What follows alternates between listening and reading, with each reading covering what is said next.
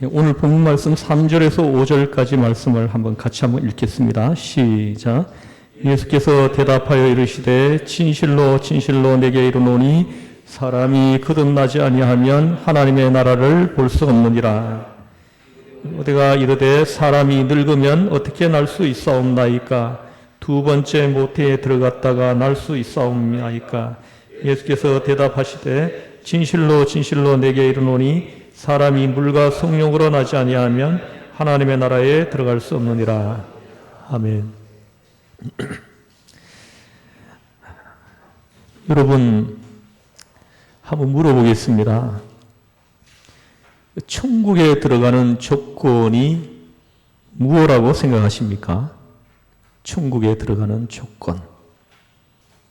한번 마음속으로 여러분 각자 한번 대답해 보시길 바랍니다.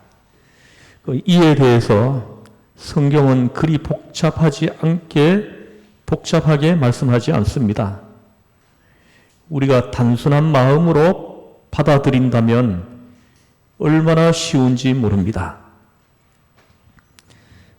회개와 믿음, 회개하고 예수를 믿어라.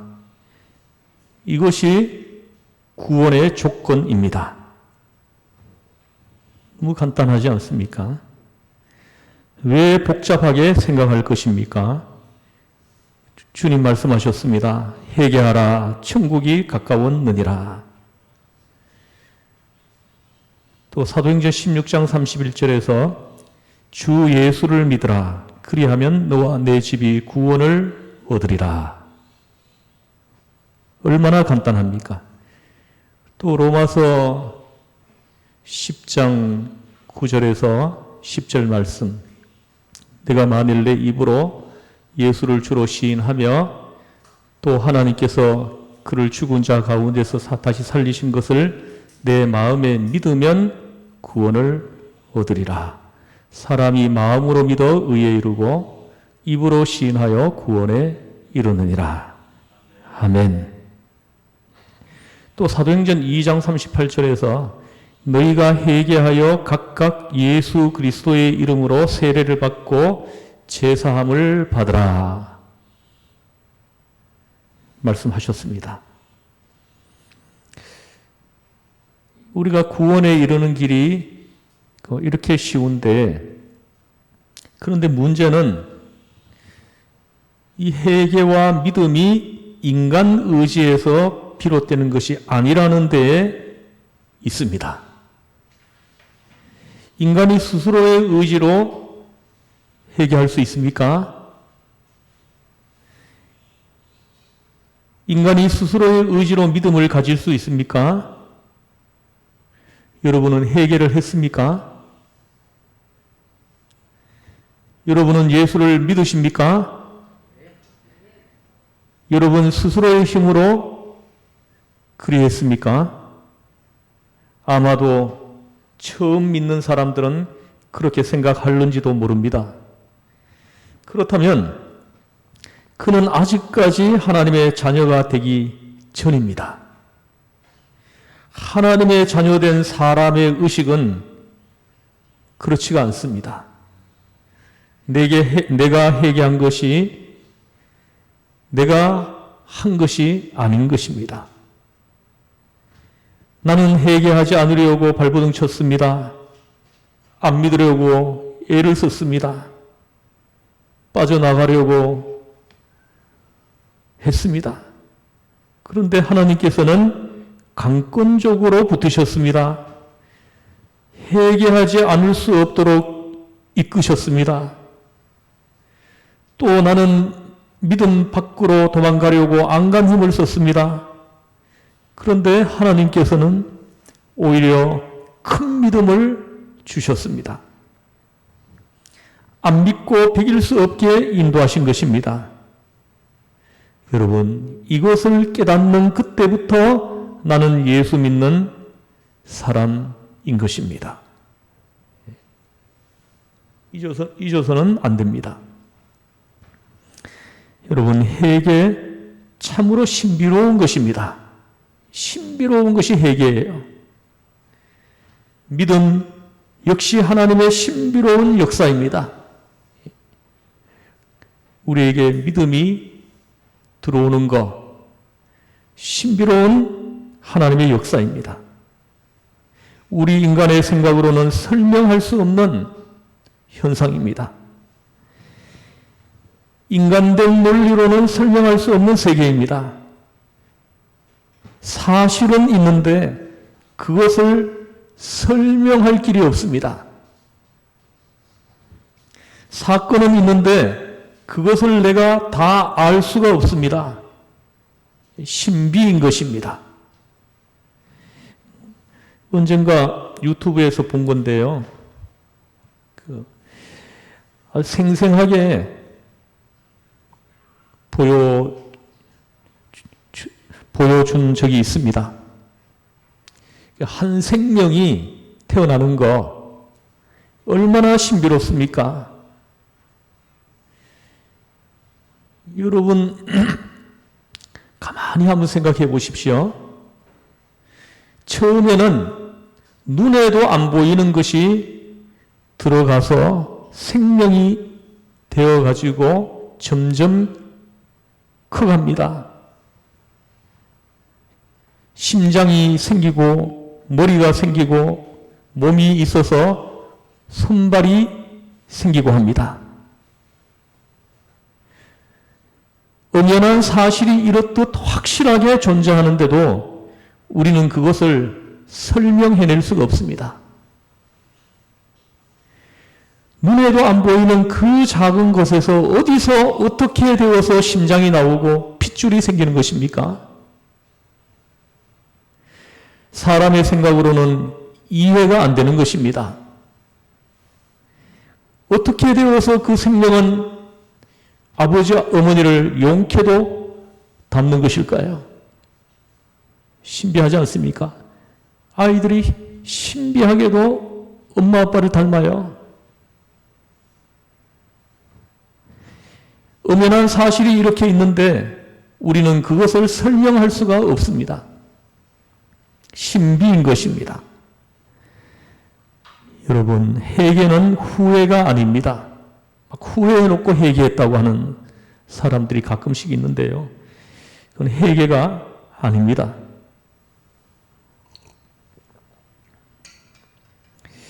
우리 인간은 스스로 뉘우칠 수는 있습니다. 그러나 회개는 스스로의 힘으로는 할 수 없는 것입니다. 나 스스로 회개할 수 없다는 것입니다. 우리는 때때로 지난 일을 후회합니다. 곧잘 후회합니다.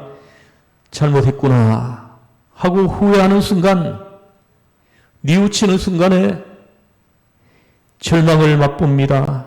절망에 빠져듭니다. 나는 구제불능입니다. 나는 소망이 없다. 나는 끝난 인생이다 라고 개탄할 수밖에 없지 않습니까? 여러분, 회개는 뉘우치는 마음도 후회하는 마음도 아닙니다. 지난 일을 반성하는 것도 아닙니다. 회개는 오직 믿음에서만 이루어지는 것입니다. 하나님을 믿는 믿음, 하나님의 사랑을 믿는 믿음, 하나님의 약속을 믿는 믿음, 하나님의 은총을 믿음에서만 회개가 이루어지는 것입니다. 그 믿음에서 회개가 터져나오는 것입니다. 여러분, 형벌 앞에서 회개하는 것은 참된 회개가 아닙니다. 때리고 맞게 되니까 살려주십시오. 다시는 그러지 않겠습니다. 하지만은 이것은 거짓말입니다. 사랑을 느낄 때에 용서를 느끼고 사랑을 느낄 때에 감격하면서 정말로 잘못했다고 엎어지는 것이 그것이 진정한 회개인 것입니다.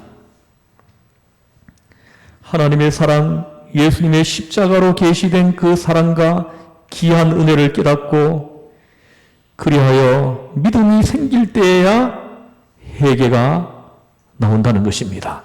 그때 나오는 회개가 성경에서 말씀하는 회개인 것입니다. 구원에 이르게 하는 회개라는 것입니다. 제사함에 이르게 하는 회개라는 것입니다.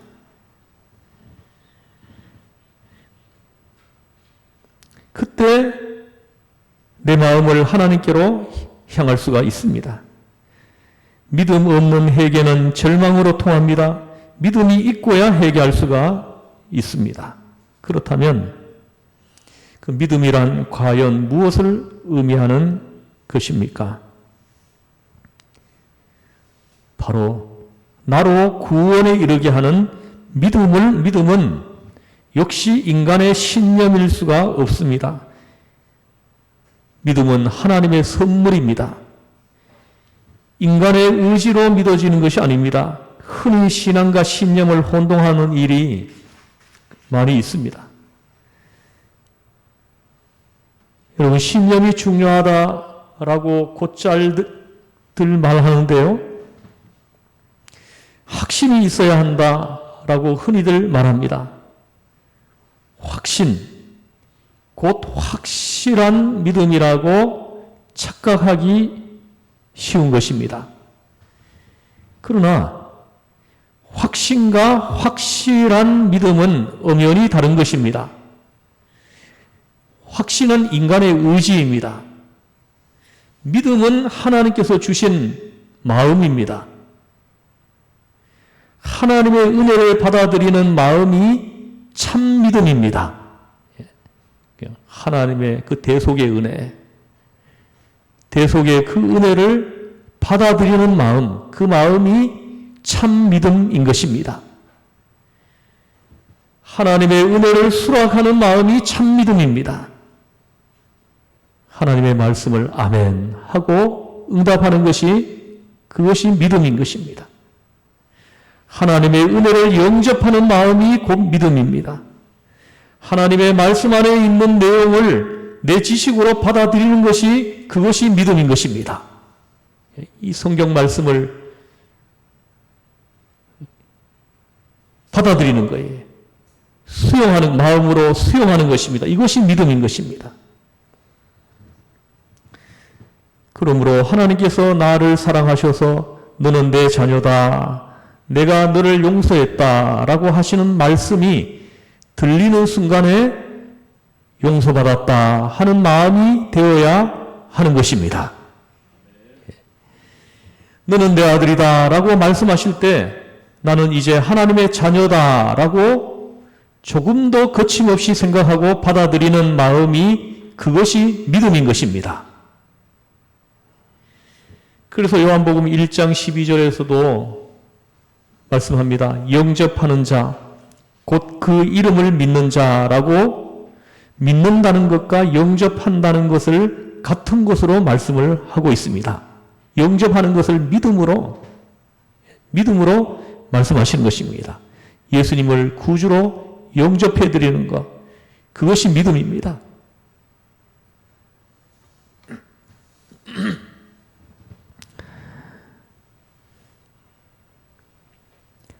저러한 믿음, 저러한 회개에서 구원이 이루어지는 것입니다. 회개와 믿음을 위하여 이루어지는 생명의 역사, 이것이 중생, 오늘 본문에서 말씀하는 거듭남입니다.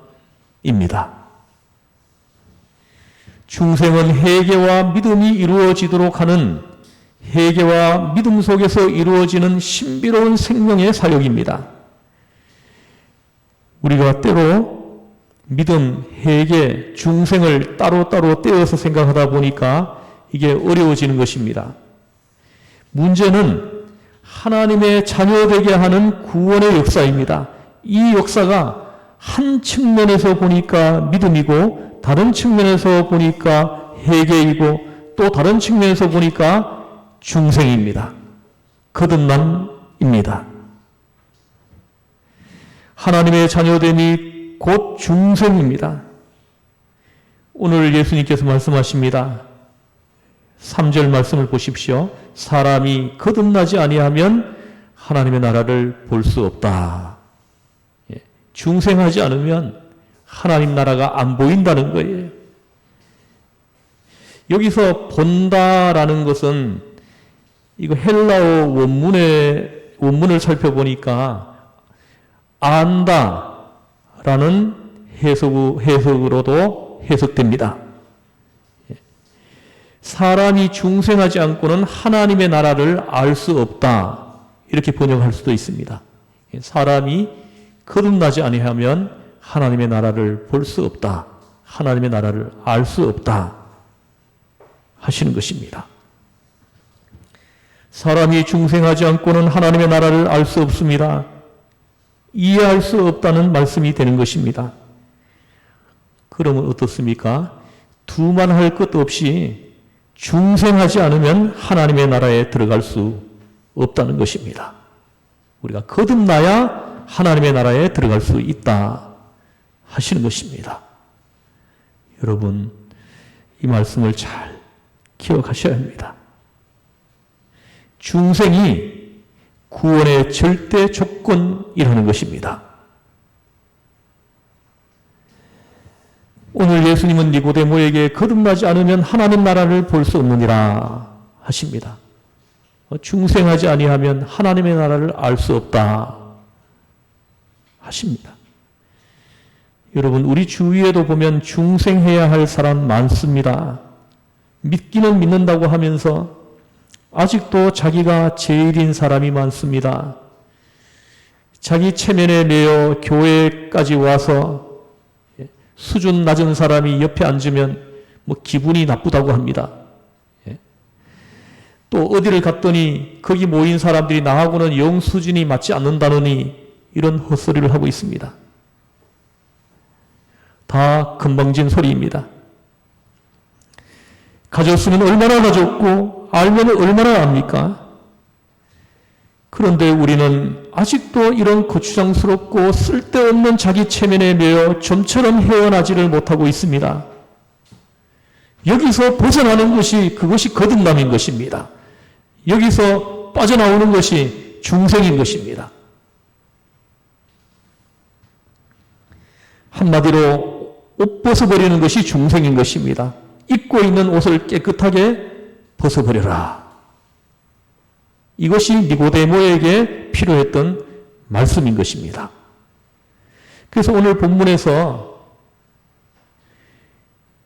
나오는 니고데모야말로 체면이 많은 사람입니다. 이 체면 때문에 화날 때 낮에 예수님을 만나러 오지 않았어요. 이 사람은 고관이고 부자고 지성인이고 종교적인 사람이었습니다. 그리고 유대 사회의 지도자들인 바리새인이었습니다. 그래서 예수님을 만나 배워야 할 줄 알면서도 낮에 오지를 못하고 밤에 아무도 몰래 찾아온 것입니다.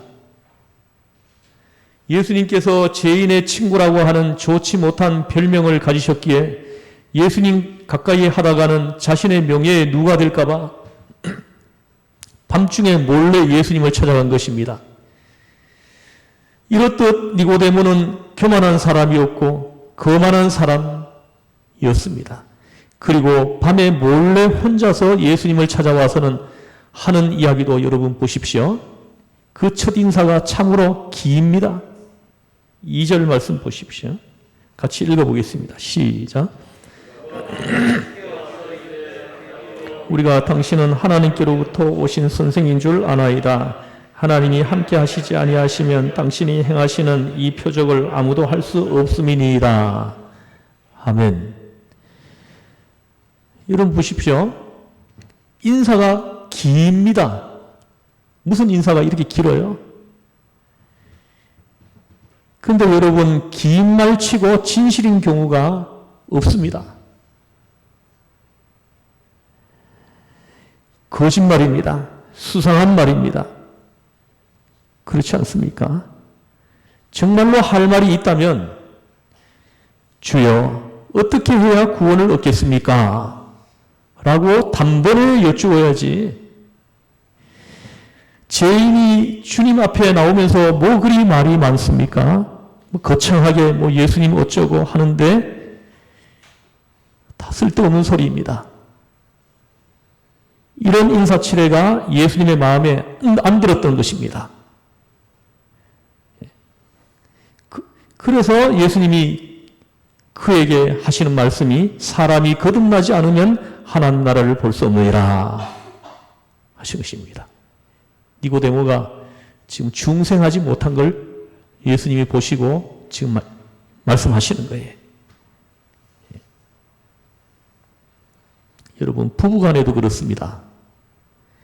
20년, 30년을 부부로 살면서 아직까지도 주도권 쟁탈전을 벌이고 있는 사람들이 있습니다. 내가 크냐, 내가 크냐, 내 족보가 좋으냐, 너의 족보가 좋으냐, 너는 어느 학교를 졸업했느냐, 공부를 잘했냐, 공부를 잘못했느냐 따지느라고 부부들이 불행합니다. 불행한 부부들이 너무 많아요. 중생하지 못했어요. 거듭나지 못한 사람들이기 때문에 인 것입니다. 여러분, 사실 얼마든지 행복할 수 있지 않습니까? 그런데 이러한 사소한 다툼 때문에 행복하지를 못합니다. 얼마나 불쌍합니까? 한 번도 진실한 사랑을 받아보지도 또 해보지도 못했습니다. 얼마나 시시한 사람들입니까? 이 사람들 역시 오늘 주시는 예수님 가르침대로 거듭나야만, 중생해야만 할 것입니다. 또한 중생이란 의식 이전의 일이라고 예수님께서는 말씀하십니다. 오늘 8절 말씀을 읽어보겠습니다. 시작.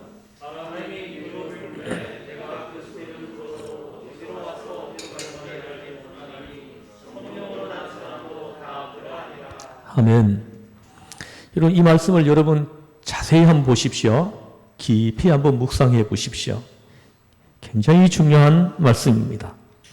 이 중생은 의식 이전의 일로 본인조차도 그것을 모른다는 말씀입니다. 여러분, 혹시 어머니 젖을 먹던 것이 기억이 납니까? 기억나시는 분이 있으세요? 내가 엄마 젖을 먹었던 그것이 기억나는 사람이 있느냐는 것입니다.